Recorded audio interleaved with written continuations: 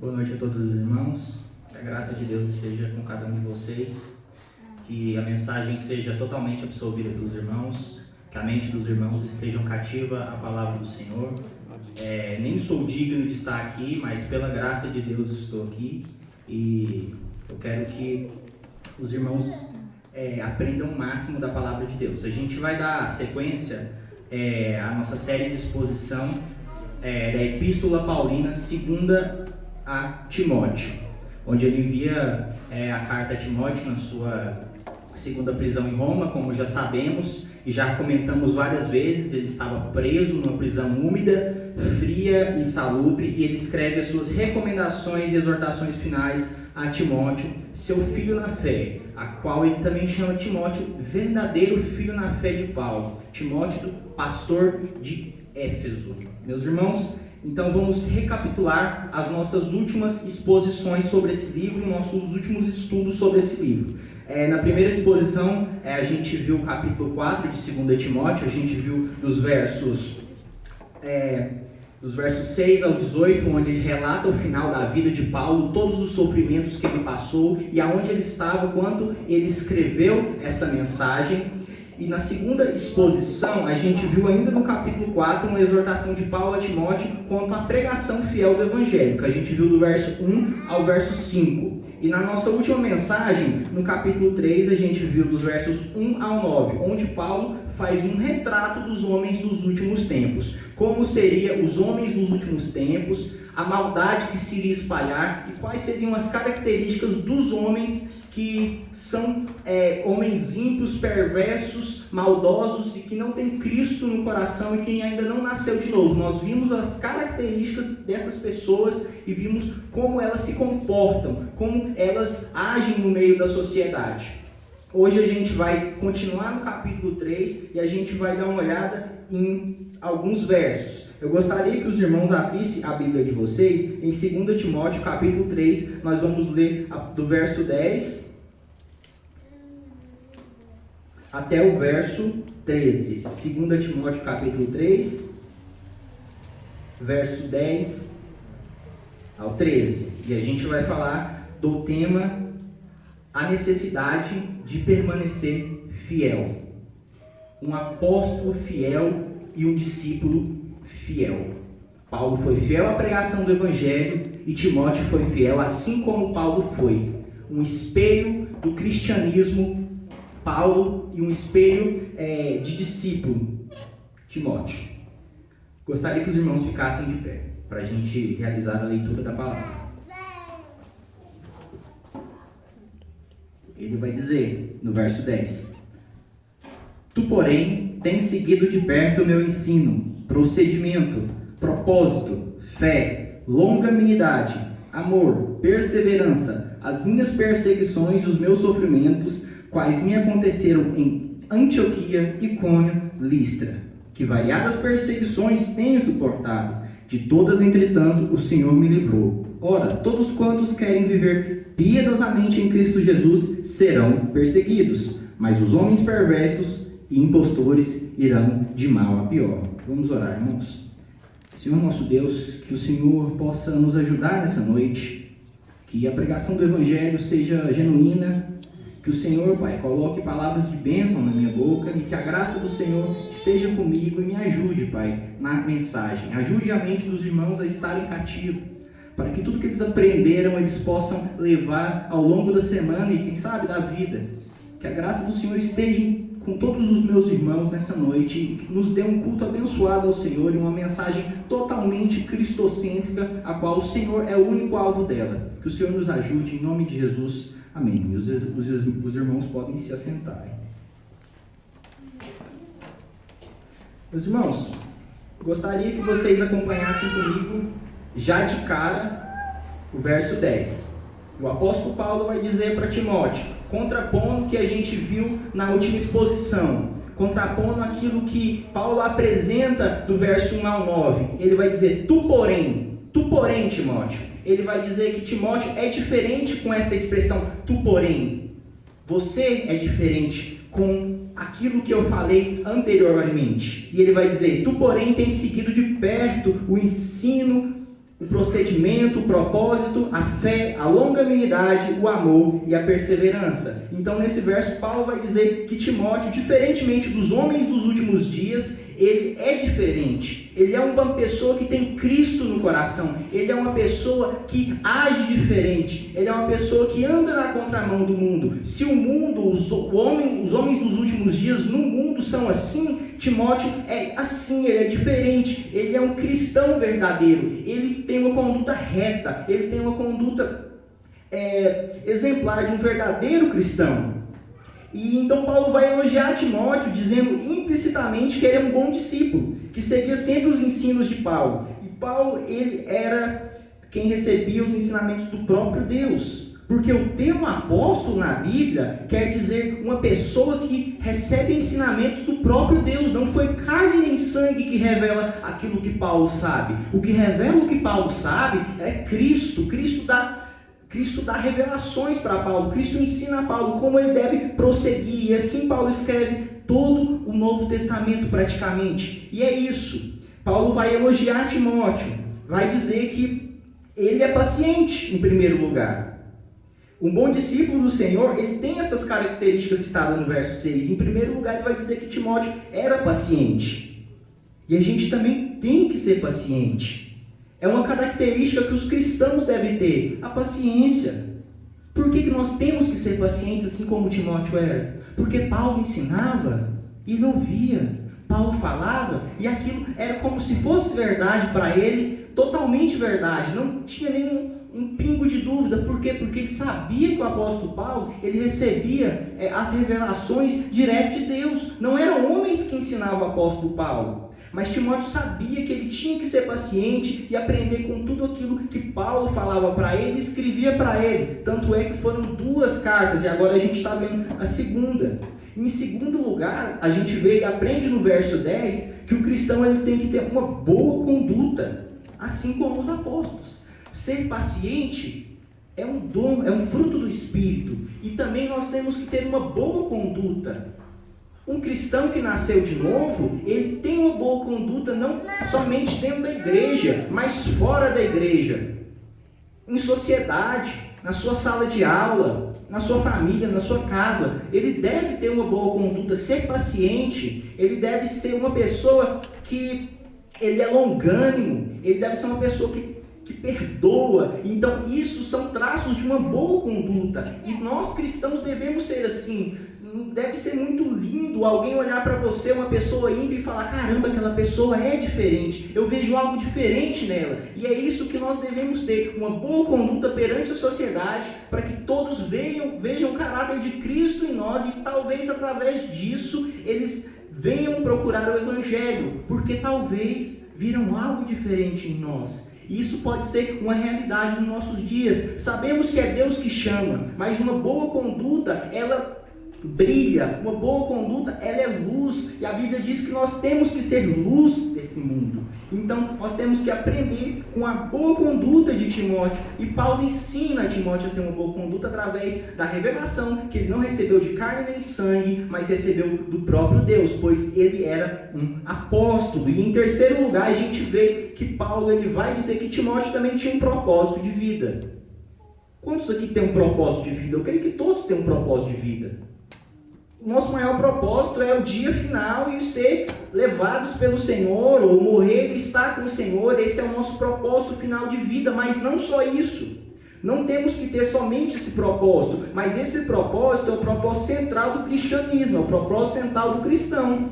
Mas os propósitos que Timóteo também tinha era evangelizar, acompanhar Paulo nas viagens missionárias, pregar o Evangelho. Esses são os compromissos que ele tinha. E nós também, como cristãos, devemos nos compromissar com várias coisas. Não devemos ser pessoas sem futuro, sem visão de futuro. Vamos estudar? Vamos. Vamos ler a Bíblia? Vamos. Vamos evangelizar? Vamos. Vamos ter algum modo de trazer pessoas para conhecer a palavra de Deus e Deus chamar elas? Vamos. Temos que ser pessoas que têm propósito de vida e não só vir na igreja esquentar o banco. Me desculpe, irmãos, essa expressão pode ser até um pouco apelativa, mas se você só vem na igreja, tudo bem, mas em casa, na sua família, na sociedade, você pode ser luz. Não é porque você tem um cargo na igreja, só você tem um cargo na igreja, que você é o servo de Deus. Não tem nada a ver com isso. Não tem nada a ver. A igreja primitiva, ninguém tinha cargo. Somente os apóstolos que eram titulados por Deus, mas os outros cristãos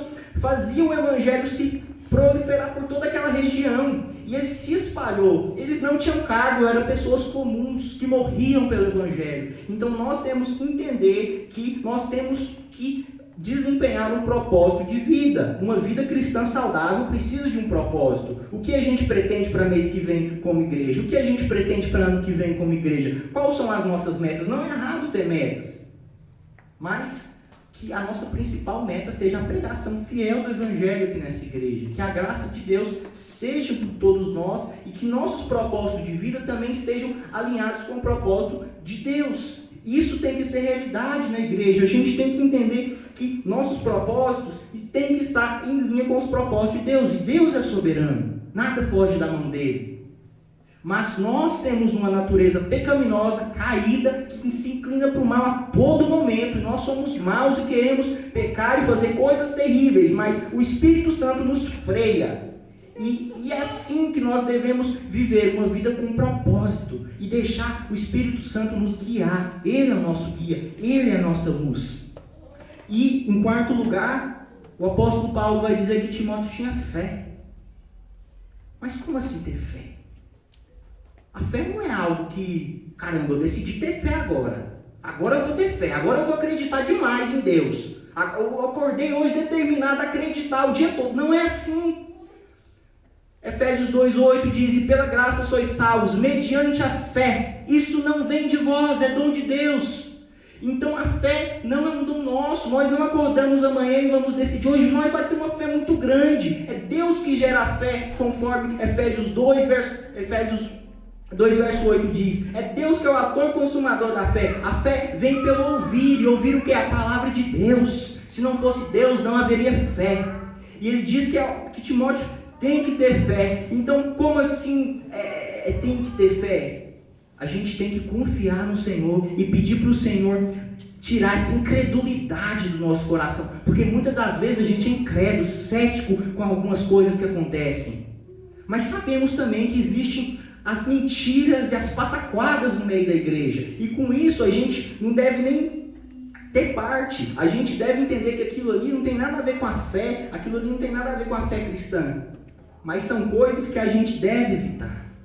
Então, a gente deve ter fé e buscar não ser pessoas incrédulas, ser pessoas que acreditam. Por mais que a fé é um dom de Deus, é difícil entender isso, porque é algo que a gente tem que ter, mas a gente depende do próprio Deus para ter. Então a gente depende do próprio Deus até para ter fé, porque a fé, você não vai acordar amanhã e vai falar: nossa, eu quero acreditar demais. Não é assim, não é assim que funciona. E o apóstolo Paulo, em quinto lugar, vai dizer também para Timóteo que ele era um cara longânimo, um cara paciente, um cara que suporta, perdoa, um cara que ele vai até certo ponto sem estourar. Temos que ser assim, temos que ter paciência. Sabe, hoje na escola dominical, o irmão Milton estava contando de uma irmã que até estava com mau hálito do lado dele no ônibus. E o que ele foi? Ele foi longânimo, ele não maltratou, ele deu uma conduta boa de cristão. E temos que ser assim, quando as pessoas vierem falar com a gente tem que ser longânimo. Não maltratar, porque ela é uma pessoa que está em um estado diferente. Mas é algo dentro de nós, há algo dentro de nós, a nossa natureza pecaminosa, ela quer maltratar, quer mandar embora, quer mandar para lá aquela pessoa que talvez está incomodando a gente. Mas se a gente for longânimo e ter uma boa conduta, tudo será diferente, tudo será, e aquela pessoa verá: caramba, ele me escutou, ele é diferente. Aquela pessoa, ela tem uma boa conduta. E em sexto lugar, ele vai falar uma pessoa amorosa, ainda no verso 10. Tem muitas lições. Alguns versos são tão ricos que a gente pode escavar eles profundamente. E no verso 10 ele vai dizer que Timóteo era uma pessoa que era amorosa, amor.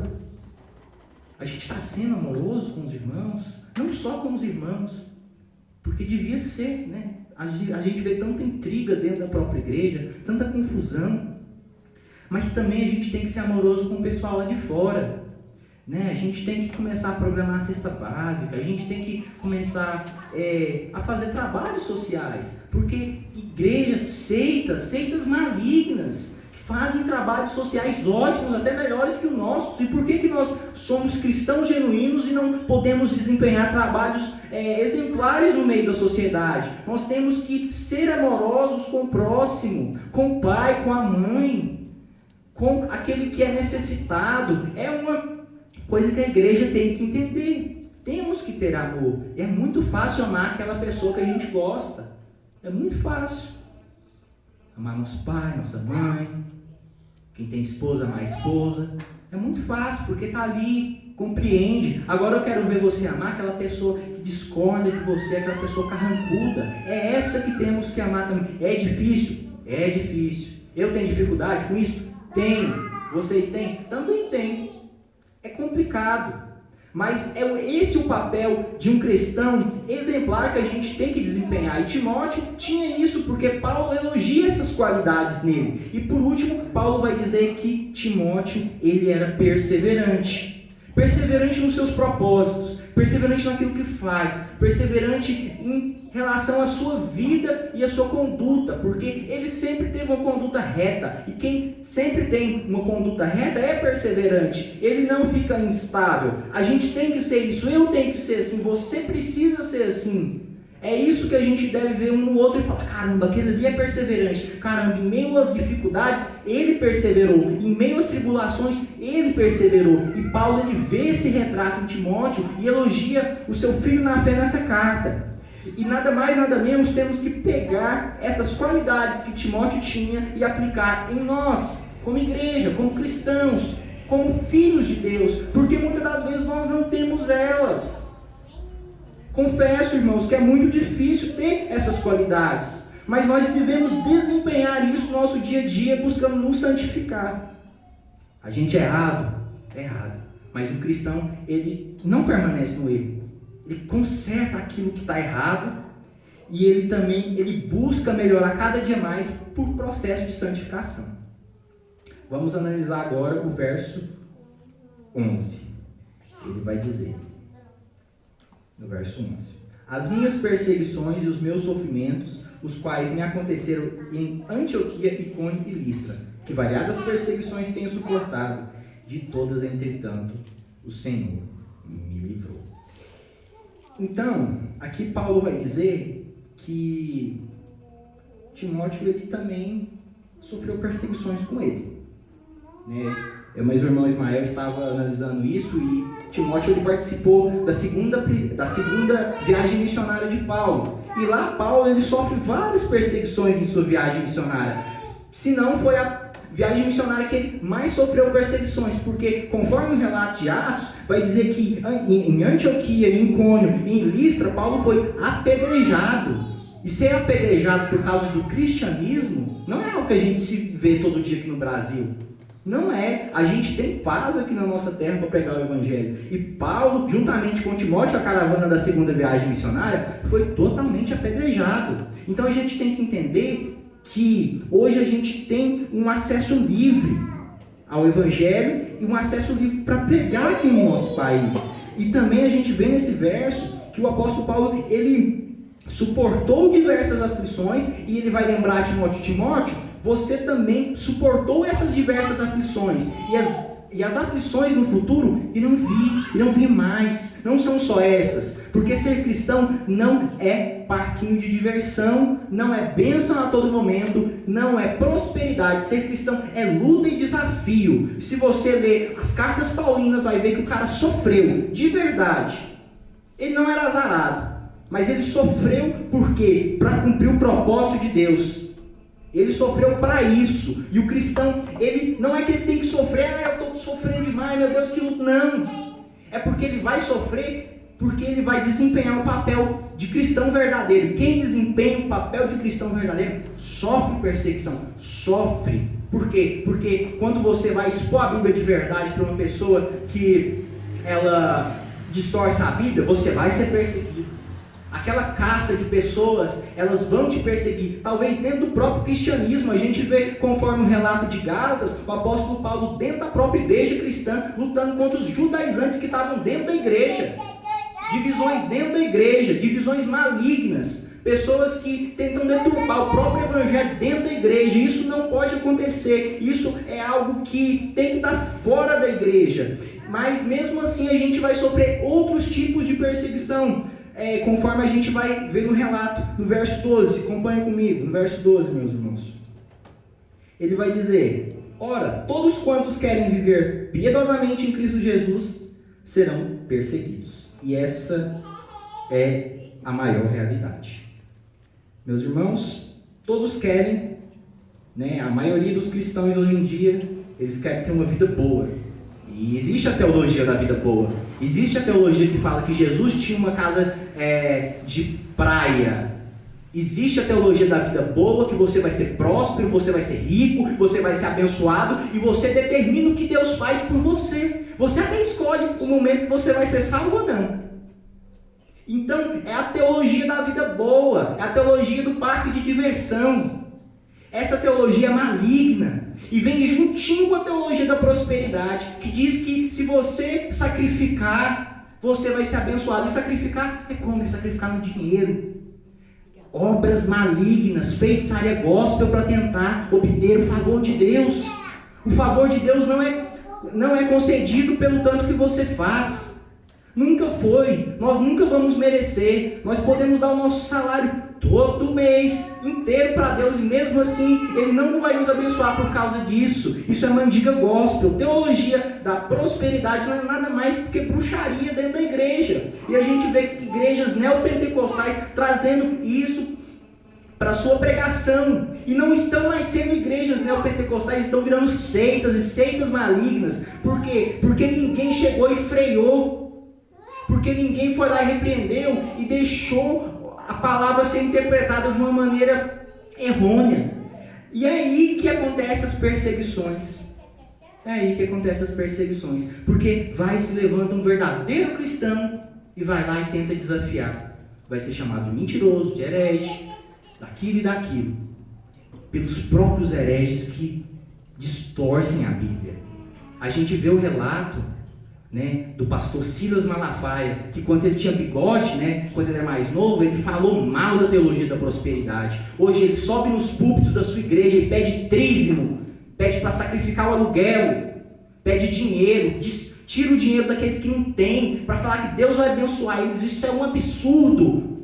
Isso não existe. Não pode existir. A gente vê que as pessoas estão apostatando. Isso é apostasia. Se isso não é apostasia, eu não sei o que é.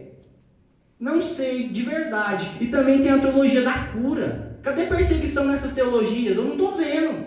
Não tem. A teologia da cura diz que você tem que ser curado. A igreja vai orar e o irmão tem que ser curado. Vai determinar a cura. E não existe isso. A cura vem por um propósito divino de Deus. Paulo, ele tinha um espinho na carne. E ele orou para Deus. Deus me cura. Deus me cura. Me cura, pediu 3 vezes para Deus. Apóstolo Paulo, aquele que recebia ordens diretas de Jesus, aquele que conversava com Jesus, aquele que foi ao terceiro céu e escutou coisas inefáveis, pediu para Deus, Deus me cura, e Deus falou, não, a minha graça te basta, o meu poder se aperfeiçoa na sua fraqueza. E existe ainda igrejas que determinam a sua cura, a confissão positiva. Eu sou curado em nome de Jesus e isso tem que acontecer, como se colocassem Jesus na parede.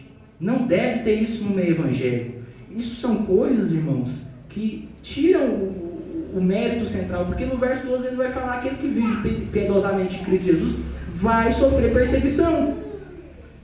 E cadê? Não existe perseguição em vida boa. Não tem. Me desculpa, mas não tem.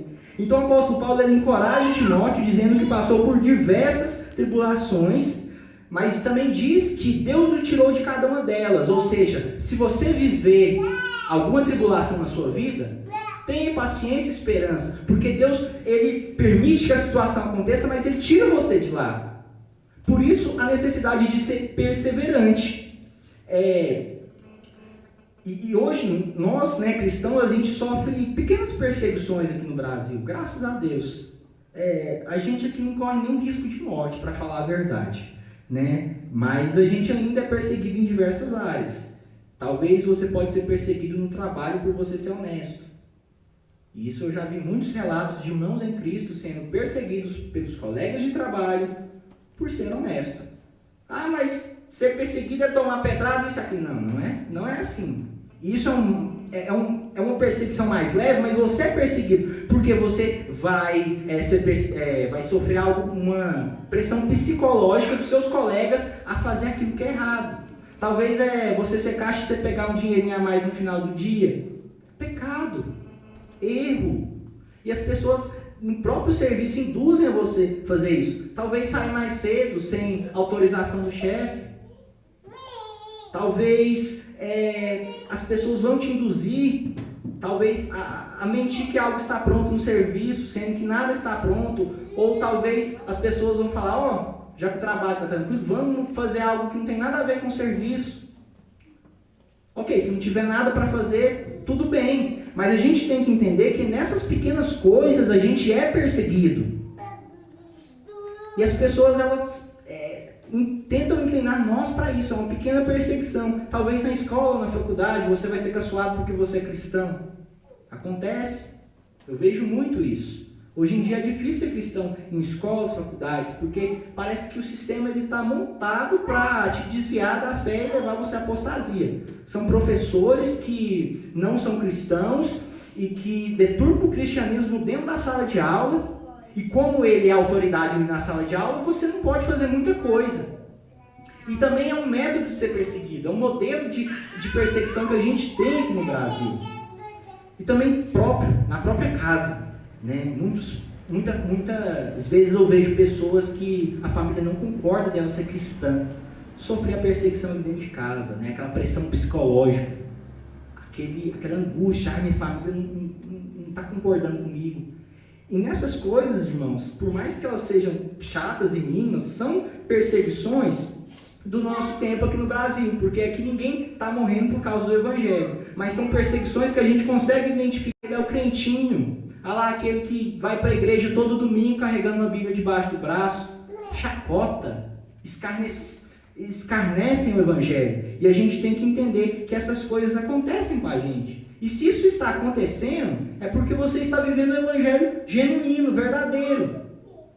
Porque quem vive realmente o Evangelho genuíno e verdadeiro, vai ser perseguido. Vão falar mal de você, vai ter alguma coisa de ruim que vai acontecer na sua vida. Às vezes nada vai estar bom, mas a gente tem que deixar a nossa confiança em Cristo, em Jesus. Ele é aquele que nós devemos confiar. É Cristo, só Cristo. Nós devemos depositar a nossa confiança nele, e ele nos livrará de toda tribulação, assim como livrou Paulo.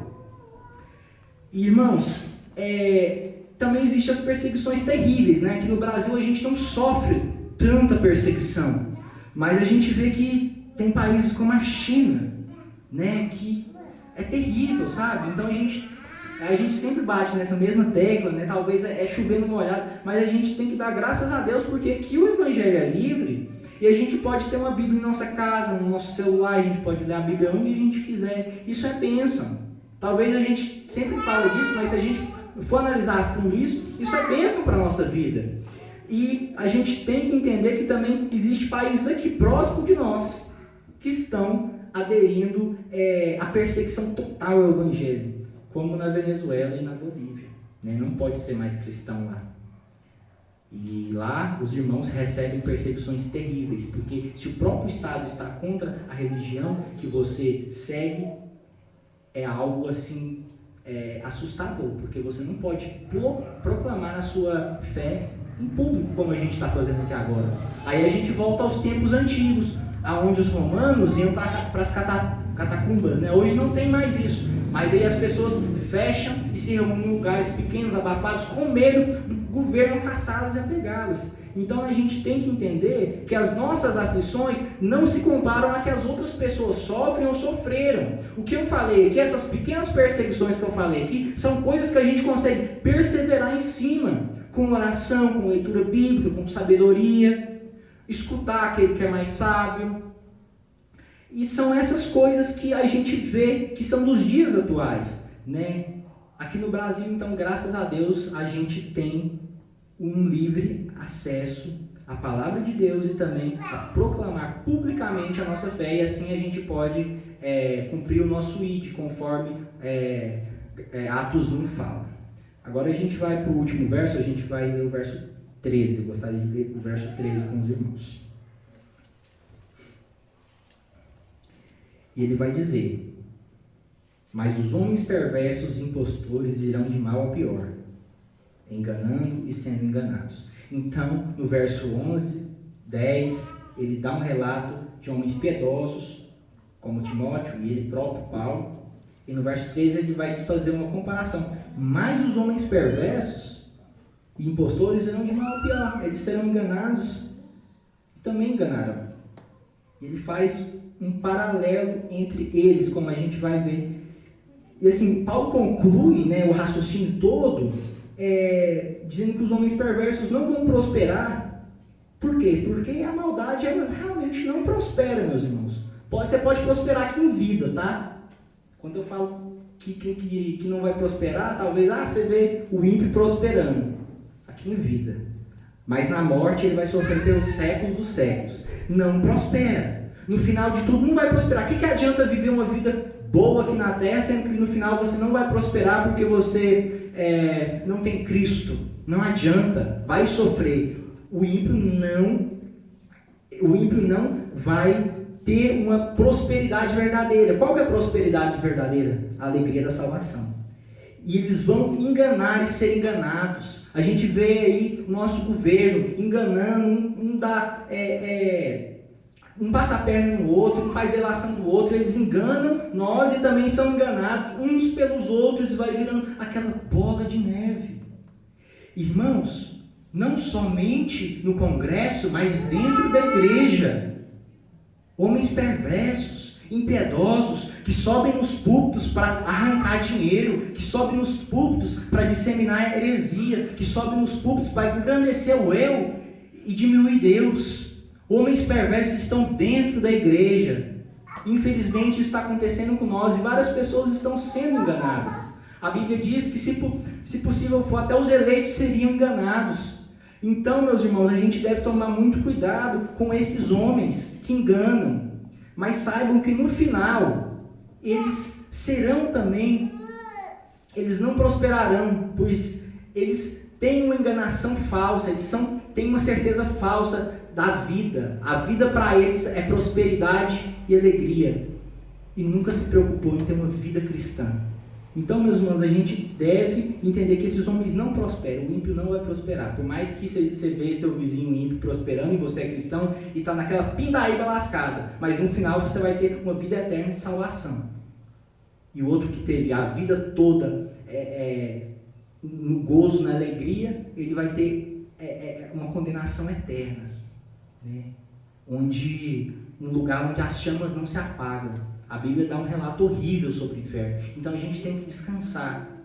Se a gente vê o ímpio prosperar, não se desespere, porque a sua prosperidade maior é a sua salvação. Não tem outra prosperidade maior aqui na terra do que a sua salvação. Não tem nada mais importante do que o sacrifício que Jesus fez por você na cruz do Calvário. É o ato mais lindo que já aconteceu. E essa é a sua verdadeira prosperidade.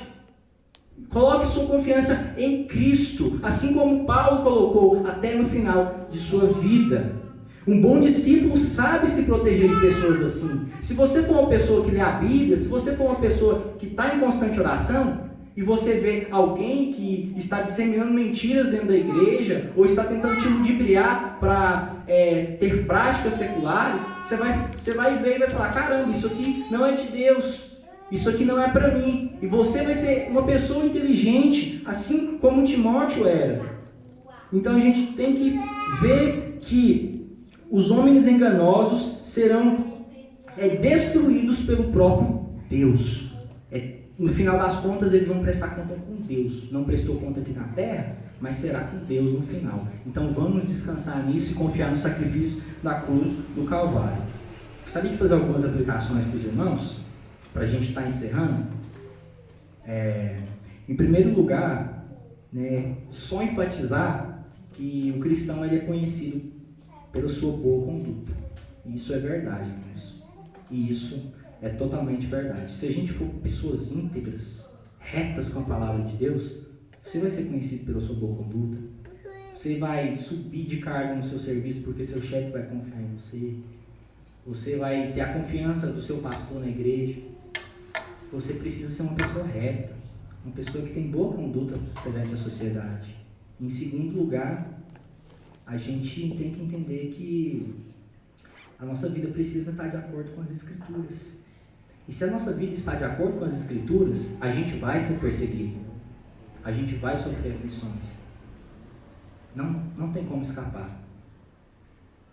A aflição vem. E talvez é naquele dia que você já está mal.